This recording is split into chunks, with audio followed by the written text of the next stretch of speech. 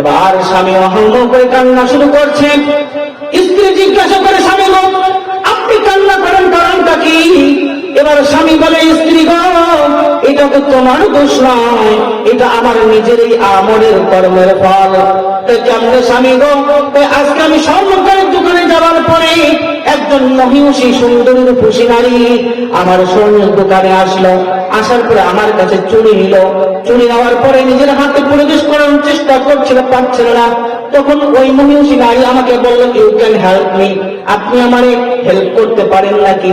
এরপরে আমি তার হাতে হাত লাগাই যখন আমি চুড়িটা তার হাতের ভিতরে ঢুকাই দিতে গেছি, শয়তান আমার নফসের গায়ে প্রবৃত্তিকে বাড়াই দিয়েছে। আমিও কেমন জানি শয়তানের ধোঁকায় পড়ে তার ওই সুন্দরী নারীর হাতটাকে চিপতে লাগলাম। কিছুক্ষণ পরে আল্লাহ তাবারক ওয়া তাআলা দুনিয়াতে মানুষ প্রেরণ করার পরে ইসলামের দাওয়াতের কাজ বেশিরভাগ যুবকদের মাধ্যমে আল্লাহ তাআলা নিয়েছেন। কারণ মানুষের হায়াত 3 ভাগে বিভক্ত। কয় ভাগে? 3 ভাগে বিভক্ত। একটা হলো বাল্যকাল, যৌবনকাল, বৃদ্ধকাল। এর মধ্যে সবচেয়ে যে ইম্পর্টেন্ট জিনিস আল্লাহ তাআলার কাছে, সেটা হলো বাল্যকাল নয়, যৌবনকাল। কোন কাল? যৌবনকাল। মানুষের হায়াত আবার 3 সময়ের সাথে বিভক্ত: অতীত, বর্তমান, ভবিষ্যৎ। অতীত যা চলে গেছে, পাস্ট ইজ পাস্ট, যেটা অতীত হয়ে গেছে অতীত, এটা আর খুঁজে পাওয়া যাবে না। আর বর্তমান, এটি আমাদের মূল পুঁজি। ভবিষ্যতে বাঁচবো কি বাঁচবো না, এটার গ্যারান্টি নাই। তাহলে বোঝা গেল আমাদের 2টা জিনিস সবচেয়ে ইম্পর্টেন্ট। একটা হলো যৌবনকাল, আর একটা হলো বর্তমান সময়। যদি যৌবনকাল আর বর্তমান সময়কে কাজে লাগিয়ে আল্লাহ তাআলার হুকুম, নবীর তরিকায় চলতে পারি, তাহলে আমার জন্য সফলতা অপেক্ষা করছে।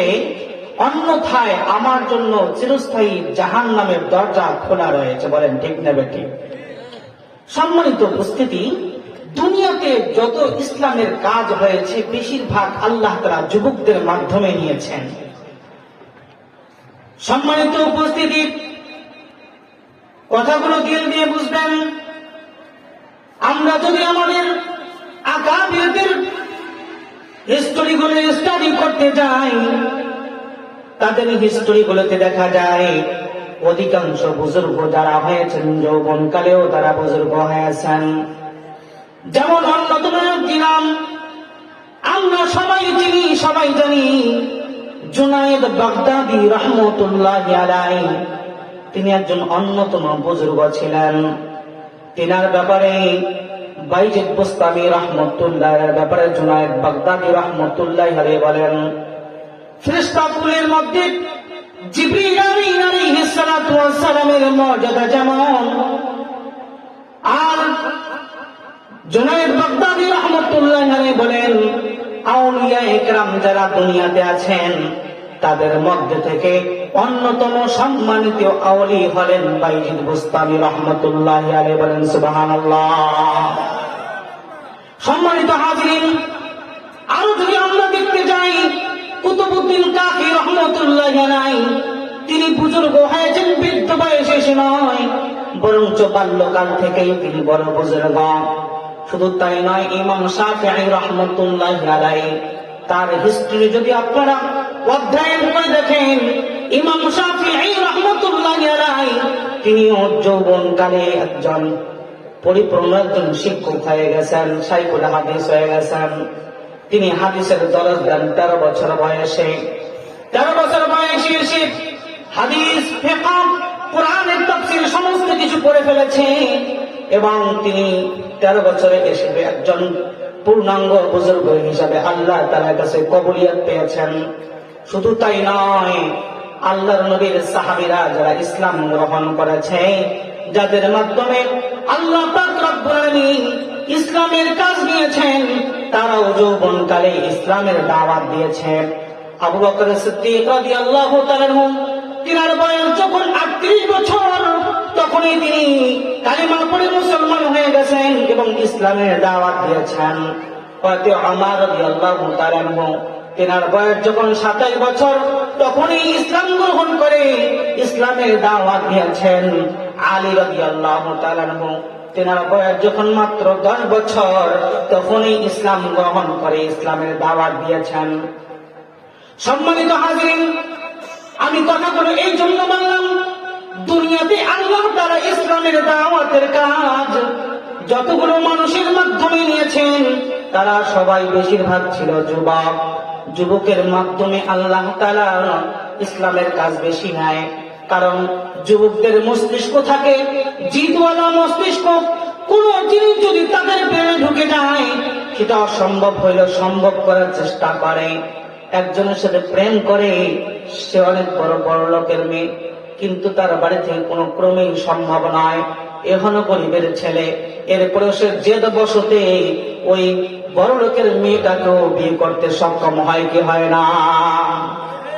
যুবকের এই মেজাজ যদি ওই মেয়েকে পাওয়ার জন্য না হয়ে এক আল্লাহকে পাওয়ার জন্য জেদটা হইতো, তাহলে ওই যুবক এই জমানার বাইজিদ বুস্তামি হইতো কিনা? এই জন্য যুবকদেরকে আমি অনুরোধ করবো, আপনাদের জেদটা ইসলামিক মন মাইন্ডের করে। দুনিয়ার কোন জিনিস অন্বেষণ করার জন্য, দুনিয়ার কোন জিনিস পাওয়ার জন্য নিজের মস্তিষ্ককে না খাটায়া আপনি আল্লাহকে পাওয়ার জন্য খাটাবেন, তো অল্প বয়সে আল্লাহ তাআলা বুজুর্গ হয়ে যাবেন। সম্মানিত হাজিরিন, আমি আপনাদের সম্মুখে যে আয়াতখানা তেলাওয়াত করেছি সূরাতুল মুমিনের 40 নম্বর আয়াতের মধ্যে আল্লাহ তাবারক ওয়া তাআলা স্পষ্ট করে বর্ণনা করেন, মান আমিলা সাইয়্যাতান ফালা ইউজযা ইল্লা মিথলাহা। কেউ যদি খারাপ কাজ করে আল্লাহ তাআলা সেই খারাপ কাজের বদলা ওই যতটুকু খারাপ কাজ করেছে অতটুকুই দিবে। সম্মানিত হাজিরিন, যখন আল্লাহ তাবারক ওয়া তাআলা আদম আলাইহিস সালামকে সৃষ্টি করলেন, এরপরে আজাজিলকে বলল উসজুদ, তুমি সিজদা করো, তারে সম্মান করো। তখন আজাজিল শয়তান আল্লাহ তাআলার এই হুকুমটা মানে নাই। তখন আল্লাহ তাআলা বলেছেন ফাইন্নাকা রাজিম, তুমি তো মরদুদ হয়ে গেছো, তুমি এখন বের হয়ে যাও। তখন আজাজিল শয়তান আল্লাহর কাছে বলেছিলেন, ও আল্লাহ, এতদিন যাবত আমি ইবাদত করলাম, সেই ইবাদত গুলোর আমাকে বদলা দাও, আমি চলে যাব। তখন আজাজিল শয়তান আল্লাহ তাআলার কাছে 3টা দরখাস্ত করেছিলেন। 1 নম্বর দাবি, যা আমার হায়াত কিয়ামত পর্যন্ত করতে হবে, আল্লাহ তাআলাকে ওঠাও দিলাম। 2 নম্বর, কিয়ামত পর্যন্ত যে বাঁচবো, আল্লাহ তুমি তো রিজিকের মালিক, তুমি আমার রিজিকের ফয়সালা করবা। আল্লাহ তাআলা কয়, আজাজিল শয়তান, তোর 2 নম্বর দাবিও মানলাম, 3 নম্বর দাবি কি তোমার বলো? আল্লাহ তাআলার কাছে আজাজিল শয়তান বলে, আল্লাহ, দুনিয়ার বুকে যত আদম সন্তান আসবে তাদেরকে যেন আমি তাদের শিরায় উপশিরায় ঢুকে তাদেরকে আমি ধোঁকা দিতে পারি, এই পাওয়ারটুকু দিতে হবে। আল্লাহ তাবারক ওয়া তাআলা বললেন, ঠিক আছে, তোমাকে সেই পাওয়ারটুকু দিয়ে দিলাম। এবার আজাজিল শয়তান পাওয়ার পর বলে, আমার মতো আর কে আছে? আল্লাহর সামনে চ্যালেঞ্জ ছুড়ে দিয়ে কয়, আল্লাহ, তুমি আমাকে যেমন পাওয়ার দিয়েছ, তোমার বান্দাদেরকে একটারও জান্নাত যাইতে দিব না। আল্লাহ তাআলা কয়, তুই আমার সৃষ্টি, তোরে আমি পাওয়ার দিলাম, তুই সেই পাওয়ার আমার কাছে প্রয়োগ করতে চাস? শুনে রাখলে আজাজিল আমার পাওয়ারের থেকে কত বড়। এবার ফেরেশতাদেরকে ডাক দিয়ে আল্লাহ তাআলা বলে, ও ফেরেশতারা রে, তোমরা যারা আমার বান্দাদের নেকি এবং বদি লিখতে থাকো, তোমাদেরকে আমি হুকুম করছি, কোন বান্দা যদি গুনাহের কাজ করার নিয়ত করে, এরপরে তুমি তাদের আমলনামায় গুনাহ লেখো না। এরপরে যদি কোন বান্দা সেই গুনাহ কাজ করার জন্য পা বাড়ায়, এরপরে তুমি তার গুনাহ লেখো না। ওই বান্দা যদি গুনাহের কাজের স্থানে গিয়ে ওই কাজটাকে সম্পাদন করতে যায়, তারপরে তুমি তার গুনাহ লেখো না। যখন ওই আমার বান্দা ওই গুনার কাজটা করে ফেলবে রে ফেরেশতা, তারপরে তুমি একটা গুনার বদলায় একটা গুনাই লেখিও। আর ফেরেশতারে শুনে রাখো, কোন বান্দা যদি পক্ষান্তরে নেক আমলের নিয়াত করে, তুমি ওই নেক বান্দার আমলনামায় ওই নিয়ত করার কারণে একটা সওয়াব তার আমলনামায় রেখে দিয়ে দাও। শুধু তাই নয়, আল্লাহ তাআলা ফেরেশতাদের হুকুম করে, ও ফেরেশতা, ওই বান্দা যখন নেক আমল করার জন্য পা বাড়াবে, প্রতি কদমে কদমে তার আমলনামায় একটা করে সওয়াব দিয়ে দাও। শুধু তাই নয়, আমার ওই বান্দা যখন নেক আমলটা সম্পাদন করে ফেলবে, তার আমলনামায় একটা সওয়াবকে 70 থেকে 700 গুণ বাড়ায়া তার আমলনামায় লিখে দিয়ে দাও। বলেন সুবহানাল্লাহ। আচ্ছা, শয়তান আল্লাহর চ্যালেঞ্জ করে, কিন্তু আল্লাহ দেখতে চায় তোর চ্যালেঞ্জের বাহাদুরি কতটুকু। একটা গুনাহ করবে, একটা গুনাহই লাগবে, আর একটা গুনাহ করবে প্রতিটা বান্দার আমলনামায় 1 থেকে 700 গুণ বাড়ায় আল্লাহ তাআলা তার আমলনামায় লিখে দিয়ে বলেন সুবহানাল্লাহ। সম্মানিত হাজিরিন, এই জন্য বলতেছিলাম, যুবক ভাই, তোমার জিন্দেগি তুমি কোথায় নিয়ে যাচ্ছ? বৈজ্ঞানিকরা তো বেঈমান, নাস্তিকরা তো আমাদের যুবক ভাইয়ের এই দিমাগটারে রিসার্চ করেছে, অ্যানালাইসিস করেছে, যাচাই বাছাই করেছে, করার পরে দেখেছে প্রতিটা মানুষের দিমাগের মধ্যে মুহূর্তের মধ্যে লাখো খবর ইনপুট হতে পারে, ডাউনলোড হতে পারে, আপলোড হতে পারে। এদের দিমাগে যদি কিছু ঢুকাই দেওয়া যায় তাহলে আমরা সফল হয়ে যাব। এই জন্য বেঈমান বৈজ্ঞানিকরা মিউজিক নামক এক প্রোগ্রাম তৈরি করে যুবকদেরকে আকৃষ্ট করার জন্য, যুবকদেরকে তাদের মেজাজগুলোকে দুনিয়ামুখী করার জন্য, আখিরাত থেকে বিমুখ করার জন্য মিউজিক নামক প্রোগ্রাম তৈরি করেছে।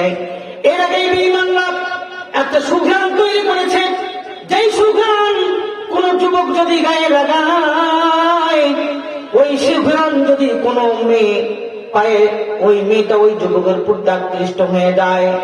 এবং মেয়ের জন্য কিছু ক্রিম তৈরি করেছে, যেই ক্রিমগুলো মেয়েগুলো ব্যবহার করার কারণে পুরুষও তাদের প্রতি আকৃষ্ট হয়ে যায়। এটা তৈরি করে তারা সফল কাম হয়েছে। এরপরে তারা ভাবলো কিভাবে যুবকদেরকে ইসলাম থেকে সরানো যায়। এই জন্য তারা মিউজিক প্রোগ্রাম তৈরি করলো। যে মিউজিক প্রোগ্রামের মধ্যে সর্বপ্রথম যে প্রোগ্রাম দিল সেটা হলো ইলেকট্রিক্যাল ওয়েভলেন্থ অ্যানালাইসিস। যেই প্রোগ্রামের মাধ্যমে যখন ট্যাক্স বাজতে থাকে মনের মধ্যে একটা তাল উতাল নাচানের মতো আওয়াজ আসে। যে কেউ হোক না কেন, যখন ওই গানের আওয়াজ শুনতে থাকে, ওই গানের আওয়াজের সাথে নিজেকে দৌড়াতে থাকে। এই প্রোগ্রাম দেওয়ার পর তারা সাকসেস হয়েছে। এরপরে বেঈমানরা ব্যাকট্র্যাক সিস্টেম নামক একটা প্রোগ্রাম ঢুকাই দিল মিউজিকের মধ্যে, যেটা সুন্দর কণ্ঠওয়ালা গায়কের মাধ্যমে গায়া গায়া এই দিমাগগুলোকে ঘুরাই দিয়েছে, যেখানে মানুষের জন্য অধপতন ডেকে নিয়ে এসেছে। 1 নম্বর হলো কিল ইওর মম, 2 নম্বর হলো হ্যাট ইওর ড্যাড। 2টা প্রোগ্রাম ঢেলে দিয়েছে। এই প্রোগ্রামের মাধ্যমে যুবকদের মেজাজ তৈরি হয়েছে কেমন, যে কিল ইওর মম, তুমি তোমার মাকে হত্যা করো। দিমাগটা এমন ভাবে ঘুরাই দিয়েছে এই মিউজিকের মাধ্যমে। 2 নম্বর হলো যে হ্যাট ইওর ড্যাড, তুমি তোমার বাবাকে ঘৃণা করতে শুরু করো। তাই তো বর্তমান সময়ের যুবকরা দেখা যায় মদের টাকা নিজের বাবার কাছে না পাইলে বাবারও লাঞ্ছিত করতে ছাড় দেয় না। যুবক ভাই বলে যায়, তুমি যে মিউজিক শুনছ, এই মিউজিক শোনার কারণে গুনার ফলে তোমার দিমাগটারে ওই বৈজ্ঞানিকরা দিনদার থেকে দুনিয়ার দিকে ঢুকাই দিয়েছে। যার কারণে তুমি তোমার বাবারে চেনো না, মারে চেনো না, মারে ঘাট ধাক্কা দিয়ে ঘর থেকে বাইর করে দাও, বাবারে লাঞ্ছিত করো। মায়ে যদি টাকা না দেয় মায়ের হত্যা করো। 1 নম্বরের কারণ হলো যুবকদের ফোনের মধ্যে এই মিউজিক গুলো। আসলে এটা তো মুঠোফোন নয়, এটা হলো হেল ফোন, জাহান্নামের ফোন। এই ফোন আস্তে আস্তে যুবকদের দিমাগ গুলোকে ধোলাই করে জাহান্নামের পথিক বানাই দিতেছে। আর আমরাও হয় রে বাপ, সিনে পাইছি প্লাস মহা খুশি বাগবা, একবারে রংপুর বড় সুপার মার্কেট গিয়ে সবচেয়ে 1,20,000 টাকার অ্যান্ড্রয়েড ফোন দিয়ে কিনে দিয়েছি, যাতে করে আমার সন্তান এই অ্যান্ড্রয়েড ফোনের মধ্যে ঢুকে জাহান্নামের পথ তৈরি করে। এমন বাবার অভাব আছে? অভাব নাই।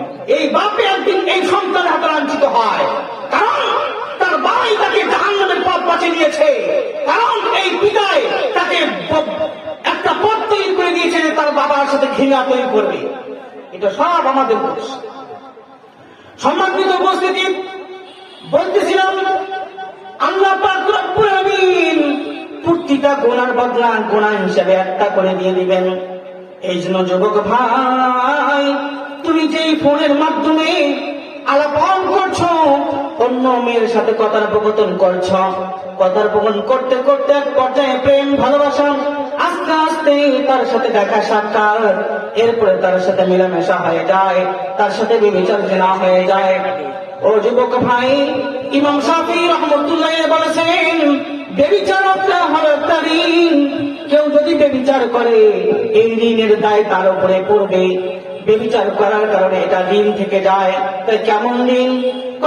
যেভাবে সে অন্যের মেয়ের সাথে বেবিচার করেছে, জেনা করেছে, ঠিক অনুরূপ ভাবে তার পরিবারের মায়ের সাথে হোক, তার পরিবারের বোনের সাথে হোক, তার পরিবারের বোনের সাথে হোক, মেয়ের সাথে হোক না কেন, একই ঘটনা ঘটে যাবে। যুবক, তুমি কার মেয়ের সাথে তুমি অপকর্ম করো? তোমারও তো বোন আছে, তোমারও তো মা আছে, তোমারও তো বোন আছে, ফুফু আছে। তুমি যদি টেনশন চিন্তা করো, আমি কোন মেয়ের সাথে আমি জেনা করতেছি, যেই মেয়েটা অন্য কারো বোন হবে, অন্য কারো মেয়ে হবে, এই চিন্তা যদি তোমার মাথায় আসতো, তুমি আর কোনোদিন জেনার ধারের কাছেও যাইতা না। কেউ যদি এই চিন্তা করতো যে দুনিয়ার সমস্ত মেয়েগুলো আমার বোনের মতো, সমস্ত মাগুলো আমার মায়ের মতো, তাহলে এই যুবক কখনো জেনার কাছে যাইতো না। এই জন্য আল্লাহ তাআলা বলেছেন, ওয়ালা তাকরাবুজ জিনা ইন্নাহু কানা ফাহিশা। তোমরা জিনার ধারের নিকটে যাইও না, গুনার আসবাব মোবাইলের কাছে যাইও না। মোবাইল দেখে দেখে যুবক গুনাহের প্রতি আগ্রহ প্রকাশ করে, আস্তে আস্তে জিনায় লিপ্ত হয়ে যায়। ও যুবক ভাই, শুনে নাও, ওই কুচালিবাসী শুনে মনে যায়, গুনাহ করলে তুমি যেমন অন্য মেয়ের সাথে অপকর্ম করো, ঠিক তোমার সাথেই এমন ঘটনা ঘটতে পারে। জুলফিকার আহমদ নকশবন্দি রাহমাতুল্লাহি আলাইহি তিনার খুতবাতে জুলফিকারের মধ্যে একটা ঘটনা বর্ণনা করেন। সেই ঘটনাটা হলো, বুখারা শহরের একজন স্বর্ণকার ছিল। যেই স্বর্ণকারের স্ত্রী অপরূপ সুন্দরী মহিষী নারী, নিকার পরেশকারী একজন বান্দি। সকালবেলায় স্বর্ণকার বের হয়ে স্বর্ণকারের দোকানে যায়, আবার সন্ধ্যাবেলা ফিরে আসে। একদিন হঠাৎ করে বাড়ি ফিরে দেখেন তার স্ত্রী কান্না করছে, হাউমাউ করে। তার স্বামী এসে জিজ্ঞাসা করে, স্ত্রী গো, তুমি কান্না করো কেন? এবার স্ত্রী কান্না মায়ের আওয়াজে বলছে, প্রাণের স্বামী গো, আমাদের বাড়িতে প্রতিদিন যেই মানুষটি পানি দিয়ে যায়, সেই মানুষটি 15টি বছর অতিবাহিত হয়ে গেল, কোনদিন আমার দিকে কোন নজরে তাকায় নাই। আজকে কেমন জানে আমার দিকে কোন নজরে তাকাইছে। এবার স্বামী হাউমাউ করে কান্না শুরু করছে। স্ত্রী জিজ্ঞাসা করে, স্বামী গো, আপনি কান্না করেন কারণটা কি? এবার স্বামী বলে, স্ত্রী গো, এটা তো তোমার দোষ নয়, এটা আমার নিজেরই আমলের কর্মের ফল। কেমনে স্বামী গো? আজকে আমি স্বর্ণকারের দোকানে যাওয়ার পরে একজন মহিষী সুন্দরী রূপসী নারী আমার স্বর্ণের দোকানে আসলো। আসার পরে আমার কাছে চুড়ি নিল। চুড়ি নেওয়ার পরে নিজের হাতে প্রবেশ করার চেষ্টা করছিল, পারছিল না। তখন ওই মহিষী নারী আমাকে বলল, ইউ ক্যান হেল্প মি, আপনি আমারে হেল্প করতে পারেন নাকি? এরপরে আমি তার হাতে হাত লাগাই, যখন আমি চুড়িটা তার হাতের ভিতরে ঢুকাই দিতে গেছি, শয়তান আমার নফসের কায়সাতকে প্রবৃত্তিকে বাড়াই দিয়েছে। আমিও কেমন জানি শয়তানে ঢুকায় পড়ে তার ওই সুন্দরী নারীর হাতটাকে চিপতে লাগলাম। কিছুক্ষণ পরে আমার জানা গাছ, আমি এটা কি করতেছি, তাড়াতাড়ি ছেড়ে দিয়েছি। আজকে মনে হয় নারী, ও আমার স্ত্রী গো, আজকে যে আমার ওই বাড়ির লোকটি তোমার হাতকে চিপে ধরেছে, এটা আমার কর্মের ফল। আমি যেহেতু অন্য নারীর হাতে হাত ধরেছি, এই জন্য আজকে একজন পুরুষ আমার স্ত্রীর হাত ধরার সুযোগ পেয়েছে। এটা হলো জিনা ব্যভিচারের ঋণ। জিনা ব্যভিচারের ঋণ। সম্মানিত হাজিরিন, যুবক ভাই, তুমি কার সাথে জিনা করছো? সে তো কারো বোন, কারো স্ত্রী, কারো মেয়ে হবে। আল্লাহ নবীর কাছে একজন সাহাবী আসছে, সময় খুব সংক্ষিপ্ত। আল্লাহ নবীর কাছে এক সাহাবী আসছে, এসে বলছে, ইয়া রাসূলুল্লাহ, আমি জিনা করতে চাই। জিনা করতে চাই। সাহাবায়ে কেরাম তো সব হাত উঠাচ্ছে তাকে মারার জন্য। তো বেটা কয় কি নবীর সামনে এই কথা কয়? আল্লাহ নবী বলছে, দাঁড়াও মা, ফের যাও, দাঁড়াও একটু। যুবককে বলছে, যুবক তুমি কি বললা বলো দেখি। ইয়া রাসূল, আমি জিনা করতে চাই। আল্লাহ রাসূল তাকে মারে নাই, কোন ধমক দেয় নাই, শুধু বলছে, বলো তো যুবক, তোমার মায়ের সাথে কেউ যদি জিনা করতে চায় তুমি কি দিবে? না ইয়া রাসূলুল্লাহ, জান দিতে পারি, মায়ের সাথে জিনা করতে দিতে পারি না। আল্লাহ রাসূল বলে, যুবক, তোমার বোনের সাথে কেউ জিনা করতে চায় তুমি কি দিবা নাকি? যুবক বলে, না ইয়া রাসূলুল্লাহ, আমার জান কুরবান হয়ে যা, এরপর আমি এটা করতে দিতে পারি না। তখন শেষ পর্যন্ত আল্লাহ নবী সাল্লাল্লাহু আলাইহি ওয়াসাল্লাম বলছেন যে তুমি তো যেই মেয়ের সাথে জিনা করতে যাবে তারও তো না ভাই আছে, তারও না তার বাবা আছে, তারও তো চাচা আছে, তারা তো এটা সহ্য করতে পারবে না। তুমি যেমনই করে একজন মেয়ের সাথে অবৈধ সম্পর্ক সহ্য করতে পারো না, ঠিক তারাও তো পারে না। যুবক ভাই, তুমি তোমার বোনের সাথে অন্যকে রিলেশন করতে দাও না, তুমি কেন অন্য মেয়ের সাথে রিলেশন করো? বিবেককে বোঝাও। এই জন্য সম্মানিত হাজিরিন, আল্লাহ তাআলা আমাদেরকে যেই বিধানটি দিয়েছে, মান আমিলা সাইয়্যাতান ফালা ইউসা ইল্লা মিথলাহা, যে খারাপ কাজ করবে তাকে আল্লাহ তাআলা তার সেই সমপরিমাণ গুনাহ তার আমলনামায় রেখে দিবে। এবং আয়াতের শেষে বলে, ওয়ামান আমিলা সালিহান মিন যাকারিন আও উনসা, এবং কোন মানুষ অত পুরুষ হোক মহিলা হোক যদি নেক আমল করতে পারে এবং অবস্থায় সে মুমিন ছিল, ফাউলাইকা ইয়াদখুলুনাল জান্নাহ, তারা জান্নাতে প্রবেশ করবে। শুধু তাই নয়, ইরযাকুনা ফিহা বিগাইরি হিসাব, সেই জান্নাতের মধ্যে আল্লাহ তাবারক ওয়া তাআলা সীমাহীন রিজিক দান করবে। বলুন সুবহানাল্লাহ। আমরা চাই তো, আমরা জান্নাতে চাই তো ইনশাআল্লাহ।